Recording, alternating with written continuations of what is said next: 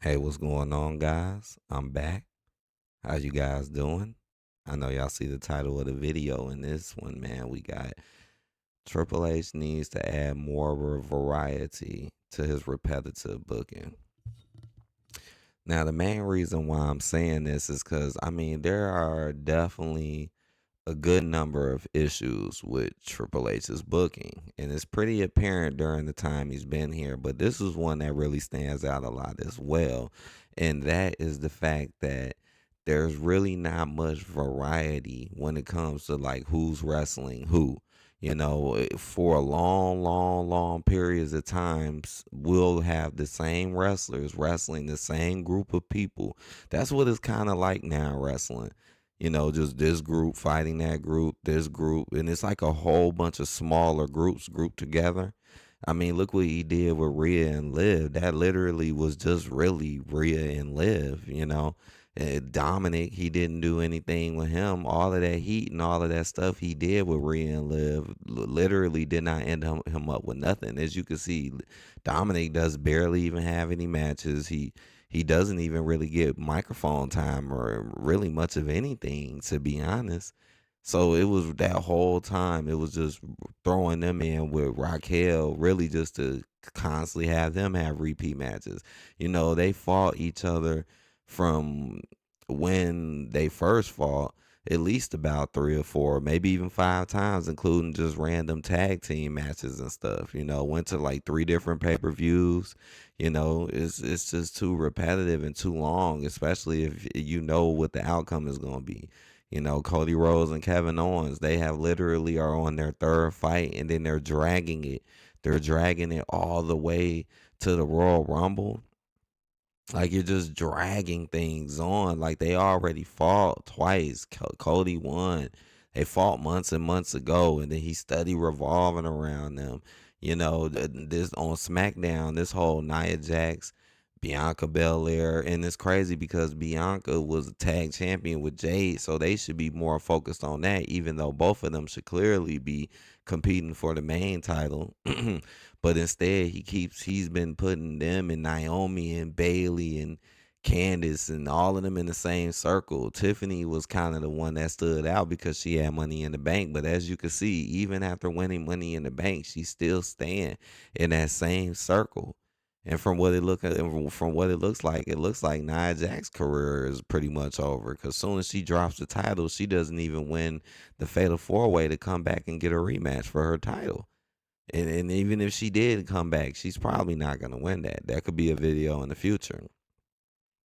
But still, now Tiffany's fighting Bailey. Bailey has been in this circle, women's title, was in the positions for the lower titles for the women.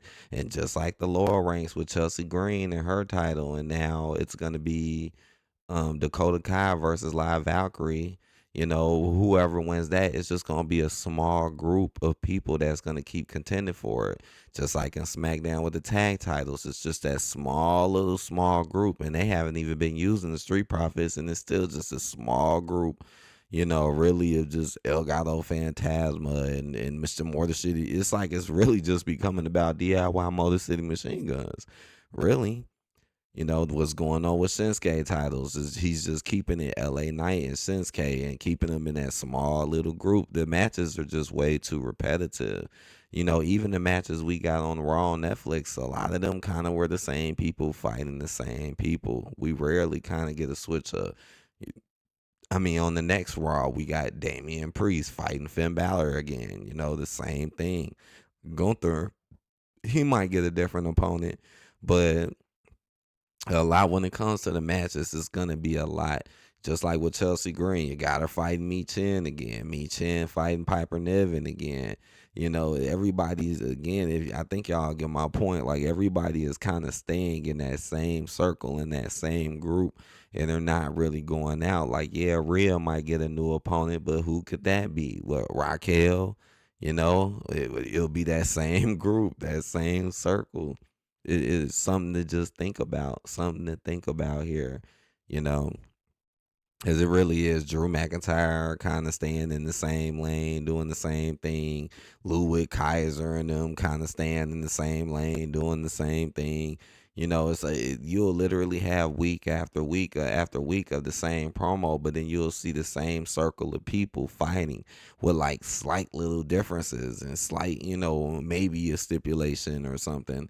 But it'll just like with the Damien Priest. Okay, now it's a street fight, right? But it's still the same fight. In the same shenanigans is probably gonna happen where it's gonna be interference, the same outcomes. You didn't have Roman Reigns and Solo fight 1,000 times. They didn't kept fighting with the group, fighting without the groups. They're study fighting each other, and I think that's the one of the biggest problems right there with Triple H's booking. There needs to be more variety. And instead of adding all of these belts, putting people in smaller groups, we need to open the groups up and give it more of a chance and a variety of what happened and more of a meaning and a reason too. Because otherwise, we're just going to kind of keep seeing the same thing, which is going to make it more predictable. I mean, on the average episode of Raw SmackDown, at least about 80 to 90% of the matches are extremely predictable. Where you should pretty much know, unless it's some little slick stuff like a roll up pin or a DQ or interference ball. Even then, you could probably predict that majority of the time. You got no variety, and then you're playing favorites at the exact same time with literally no variety added on into it. So it becomes very boring. It becomes very boring. People want to see something exciting, something that's actually gonna be of an interest. We don't want to keep seeing the same people fighting, doing the same things, and then other people just not getting opportunities at all. There's too many of them. You see, Shinsuke had a rematch with LA Knight. Oh, we'll use the bloodline to break it up so these dudes can keep fighting and battling.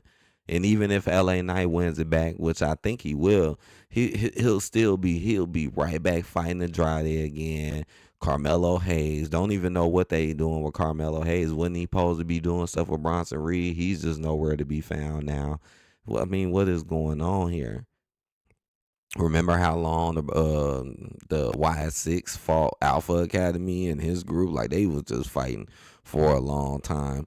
I mean, even on the preview, like I'm trying to think about the preview because it was a lot of stuff, but it's gonna be a lot of the same stuff. You see Chad Gable, he's probably finna go against Penta and lose, even though it's Chad Gable, one of the lowest booked people.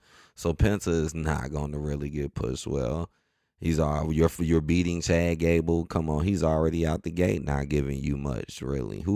Beating Chad Gable is nothing to be excited about. He's at the low of the card. But after Penta beats him, he's gonna circle around Chad Gable and his group for a while. Karrion Cross's group was kind of doing the same thing. Right now they're fighting Y6, even though they're kind of in and out. The shows are 3 hours now, but it's still kind of odd and strange that certain things are not really being presented on a normal basis. And we're kind of getting them same old kind of stars for us down and just running up the clock. It's already enough ads and commercials to fill up the time. Now we got to fill it up with more of the same faces and more of the same things. Let's see what they do with Live Valkyria and Dakota Kai. You see rematch Me Chin. Me Chin loses in one of the worst fashions. Doesn't even get an entrance. Loses by a crossbody. Like what? Is this low tier after low tier? It was it. Then who, no matter who wins, Dakota, a liar, what? Here it go. What, they're gonna be back circling each other.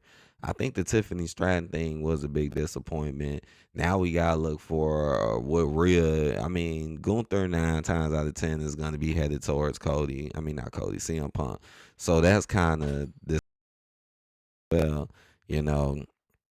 I mean, I'm sorry. Nah, that's not the same old thing, but it's kind of predictable what's going to happen. Like Gunther clearly is going to drop that title to CM Punk if they clash.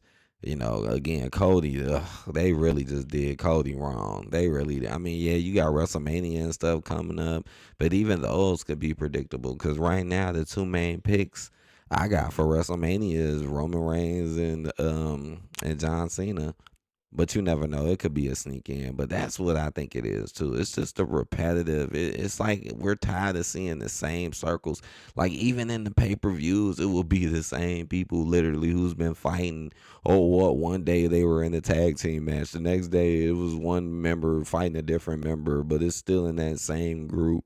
Oh, then the next day we might put them in a triple threat or fatal four way, like what they did for the title, for the SmackDown title. Like, yeah, definitely the repetitiveness to is really just a sign of laziness, really, and lack of creativity. And if they put more variety into things, especially when you know it's a lot of favoritism going on, it would be a lot more excitement. I mean, come on, Andrade versus Carmelo 7 times in a row, like, like with that. Talk about no variety. Man, hit that like button, guys. Please comment. Let me know what you guys think. I appreciate it. All the support. Thank you. And I'll talk to you guys later. Peace out.